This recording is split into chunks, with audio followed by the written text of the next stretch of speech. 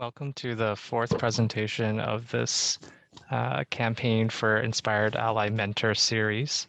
My name is Andrew Wei, and I'll be starting out this presentation, and you'll also hear from three of my colleagues as well in the later sections.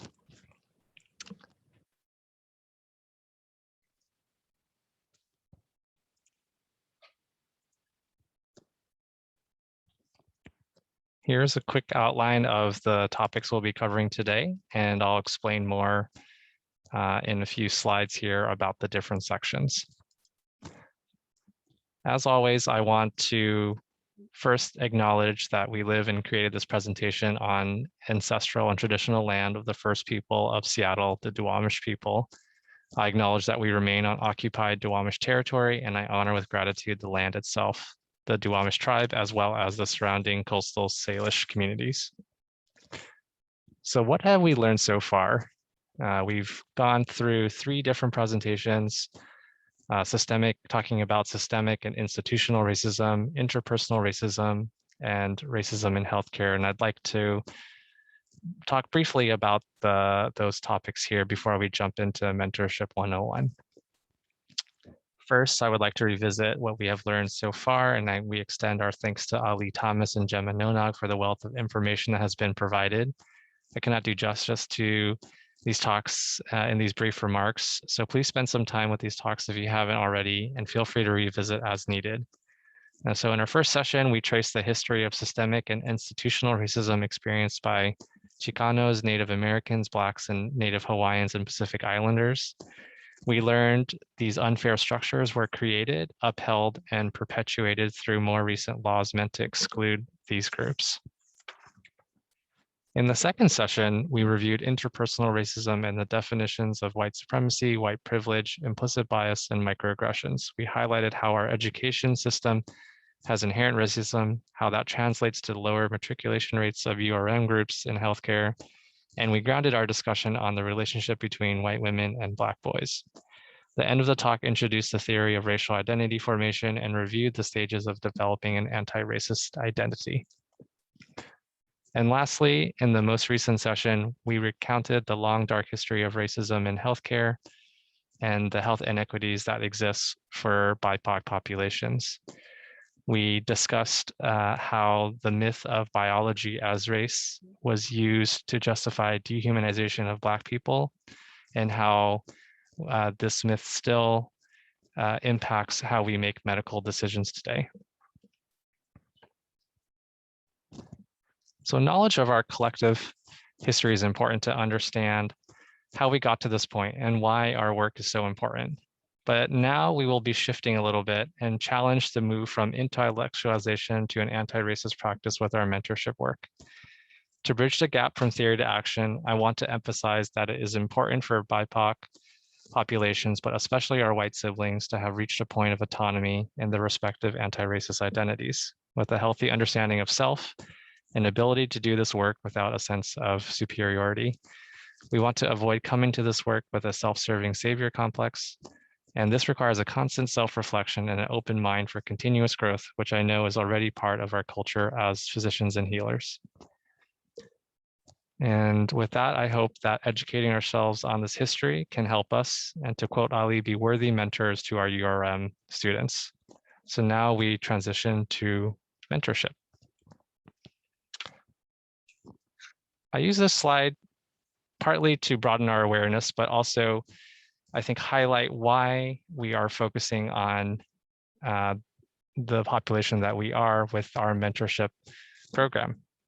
A quick distinction between URM and BIPOC. URM specifically meaning underrepresented in medicine, and BIPOC meaning Black, Indigenous people of color, and the two are not necessarily overlapping. So this is looking at data from the US Census in 2019 in Washington, and also the Washington Medical Commission survey of physicians, and it looks at their race and ethnicity breakdown.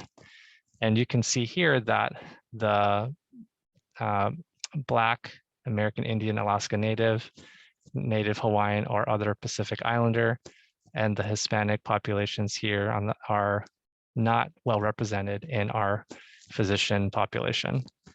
So this gap is really what we're trying to close with our mentorship program, and that is why we focus specifically on populations underrepresented in medicine.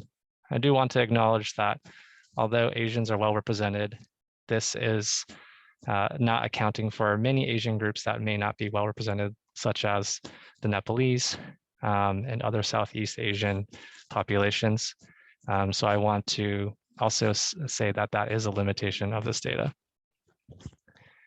And so because of this gap, there are also not enough racially congruent mentors in the community for our mentees. And I think that also underscores the importance of what we're learning today. And I also want to use this opportunity to acknowledge the emotional labor this gap has disproportionately placed on our URM colleagues and mentors. The guide we're using as kind of a framework for this presentation was actually written by Veronica Padilla-Vriesman, and she is a PhD candidate at UC Davis, and you can read a little bit more about her on her website here. And she identifies as a Latina scientist committed to anti-racism and DEI in STEM and academia. And I want to specifically highlight that her guide is titled A Guide for Non-Black Mentors for Black Students and Underrepresented Students of Color in STEM. And I think this also is a useful guide for our Black and BIPOC mentors, but I think is particularly helpful for our white siblings and non-Black BIPOC folks.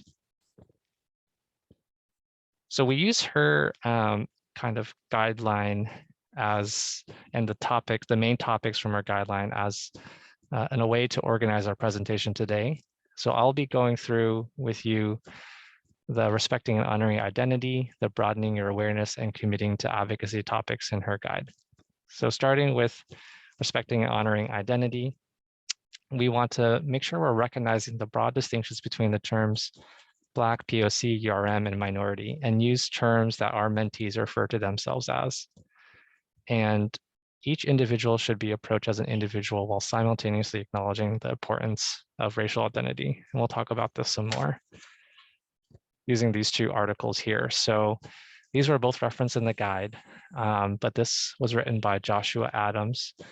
And it talks about the problems of using the word POC when trying to describe Black people. And I really like this quote, saying POC when we mean Black people concedes that there's a need to describe a marginalized group as less Black for people to have empathy for an issue.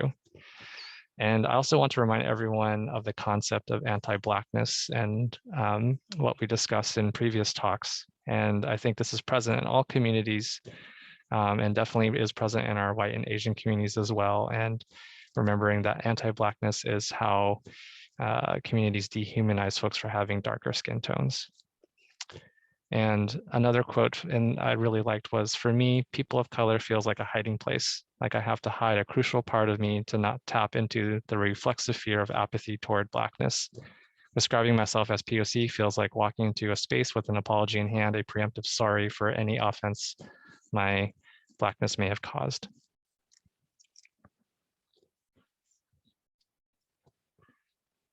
So this next slide also talks about the problems of using the word Hispanic. And I think words really matter, and they have the power of exclusion. And this quote here, I think, was powerful. Growing up, I despised being labeled Hispanic. It made me feel as if my Mexican and indigenous side was being wiped out. And to quote the article, Hispanic has function and the power to whiten people, even though in practice, in their daily life, people might not be read as white or be identifying themselves as white in that particular way. Explaining how the term can miss the nuance of an identity like Afro Latinx by grouping it in with white Latinx people. So it erases people's mixed heritages, their families, their stories, by making people identify with the whiteness of Spain and the virtues of that particular term. So it's important to kind of use the terms that your mentee chooses for themselves, and also, recognize that each individual should be approached as an individual while also recognizing their racial identity. We don't want to get into the habit of stereotyping. And one question that I think we really want to avoid is asking, but where are you really from? And I think as someone who identifies as Asian, I am asked about this a lot in the office and by other people that I don't have relationships with. And it can be a very isolating and dehumanizing experience. Like you are nothing but, your Asian identity to me. So I think we have to be really careful and use caution when asking someone what their identity is. I think there are appropriate situations where, you're just trying to um, relate to your mentee when you're asking this question. I think one thing I would ask yourself is, what is the power dynamic between me and my mentee? What is the racial power dynamic between me and my mentee? As personally, I feel much more comfortable when I am talking to a friend, a colleague who perhaps may also identify as Asian, and it feels much more comfortable when they ask me, hey, where's your family from, as a way to connect and see if we have shared history and shared stories, versus someone, let's say an older white male patient in the exam room who's just very curious about what ethnicity I may be, not necessarily to connect in any way, but just because they're curious. Okay, so that takes us to the broadening your awareness section. And here are the main points I wanted to highlight from this section. So recognizing that there can be educational, cultural, systemic, and or socioeconomic disparities affecting your mentee due to their identity and set of circumstances. So this is really kind of the foundational work we did up to this point. Our first 3 talks really spoke to this, and I think we have a much better understanding of this now. But that doesn't mean we fully understand all the barriers our mentees may be experiencing day to day. So definitely work on broadening your circle and ask your mentee directly about these barriers, and try not to avoid difficult topics and create opportunities for open and courageous conversations with them. Here's an example of perhaps a bad example of trying to of not asking your mentee about potential barriers and having assumptions about why they may or may not be able to do something. So here's an example of a teacher posting a tweet and perhaps not fully understanding the historical and racial context of Black people in more rural, predominantly white communities. And I'll go ahead and read this here. And the really ugly truth is that fieldwork can be much more dangerous for Black scientists. Last year, I had a fantastic Black student working in my lab, and he had an opportunity to join a field trip to collect fossils in Nevada and wanted to know if I thought it was safe. I started in with my standard answer to this question. You've been taught to be afraid of the desert, but the truth is that if you prepare carefully and bring plenty of water, there's not much to worry about. Rattlesnakes are more afraid of you than you are of them, etc. He listened politely and then very gently clarified that what he meant was, is this a safe place for Black people? And I felt like an idiot because I was being an idiot. He didn't have the luxury of worrying mostly about snakes and scorpions.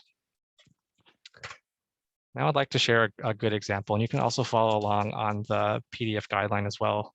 And so you have a Latino undergraduate mentee that you would like to employ for a summer research internship. The internship would require him to stay on campus for the summer instead of returning home, and the position is unpaid. When you meet with him, you ask him, what are your biggest concerns with this internship? What barriers are you facing? Since you have given him the opportunity to express concerns, he tells you that he typically works over the summers to earn money and that his family expects him to be at home during the summer. You ask if offering summer funding would make the internship more feasible for him. You also consider allowing him to perform some research tasks remotely for part of the summer so that he could see his family for at least a portion of the time. You were not aware of his barriers, but you asked him directly, and now you are aware. So my last section I'll be talking about is committing to advocacy. And before I jump into kind of the guide for that section, I did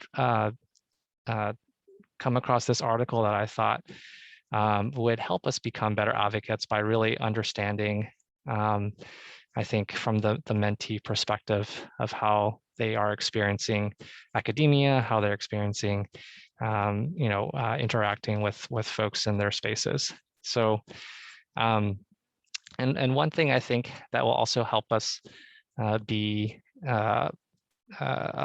our mentees to open up more to us is to also be very to be open to sharing your own stories, to be open about your own vulnerabilities as you can. And also, I think to recognize that how approachable you seem will change over time. You know, your mentee may not trust you on day one, but you know, building that relationship, being vulnerable with them, I think will go a long way. And sometimes, you know, this has nothing to do with you know, your race and your ethnicity or background, but more so also, you know, things like age can also make a difference if your mentee's a much different age than you, and that can change how approachable you may seem. So keep those things in mind. And then lastly, I want to touch on this point that oftentimes it can feel very seen and unseen based on their race. And I just want to read this from the article here. So, and, you know, on the one hand, they can be hyper visible. Either they are viewed as representatives of their culture, or they are seen as a source of some infarction.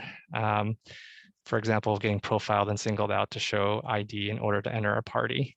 So I think hypervisibility of their race, I think, is something really to be aware of, and for many of our students. And we have to also be weary of not tokenizing them for how they identify. And on the other hand, sometimes they can feel invisible, perhaps being overlooked for certain positions that typically go to white men or other white populations or other folks that are more represented in STEM. So thinking about how that invisibility and hypervisibility plays out. And I think one article that kind of talks about the hypervisibility of race, and as a physician, was Nunez et al. Wrote this article called "The Impact of Race on the Professional Lives of Physicians of African Descent in Academia and Clinic" in 2007. And I think it still really is poignant and applies today. But he shared 5 key points about how race permeates the experience of physicians of African descent in healthcare, so that there is a lot of racial awareness for these individuals. Race-related experiences shape interpersonal interactions and define the institutional climate. Responses to perceived racism at work vary along a spectrum from minimization to confrontation. The healthcare workplace is often silent on issues of race, which can exacerbate the impact, and also that collective race-related experiences can result in racial fatigue with personal and professional consequences for physicians. So something to, I think, to be aware of, that's not going to go away when our mentees enter the workforce, but also likely it probably impacts them in different ways right now as they're students. Okay, so how do you advocate well for your mentee? What do you do to help them realize that you're a confidant and can address problematic behavior? Well, I think you have to make it really clear. You have to make it clear to your mentee that they can report and confide in you when it comes to problematic behavior, such as microaggressions. And I think creating the expectation early on that they can bring this forward is really helpful, and just being really explicit. And I think we're going to talk about this a lot more in the next few presentations, but I think you know, offering to listen to problematic behavior may make you more aware of microaggressions that occur in our professional settings. So it'll be important to know how to respond to this when your mentee does bring things up. So make sure you're listening to their full story without interrupting, even to ask for clarification, because you don't want to speak over your mentee. And repeat the concern back to your mentee to ensure you heard them and comprehended them correctly. And you can specifically ask, you know, am I misinterpreting what you're saying, just for clarification? And then at the end, you know, I think it's important to really ask, you know, how can I support you? Sometimes just bearing witness and listening is enough in offering your empathy, but also offering that you can take action if they would like, and kind of discuss with your mentee what that would look like. So that is the end of my section. And now I'm going to hand it over to Dr. Dorian Reed to talk about listening and responding to problems, as well as evaluating your own actions.